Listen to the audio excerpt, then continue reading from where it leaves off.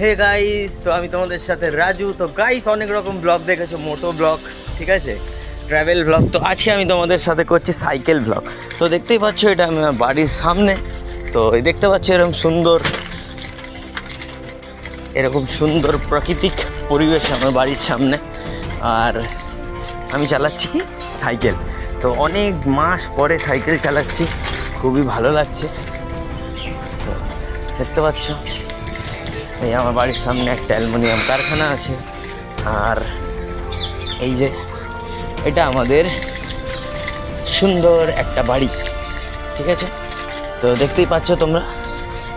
তো guys, cycle blog তোমাদের কেরম লাগলো বলবে, ঠিক আছে। এই যে আমার স্কুটি, যেখানে লেখা আছে লুজ ওয়েট, ঠিক আছে।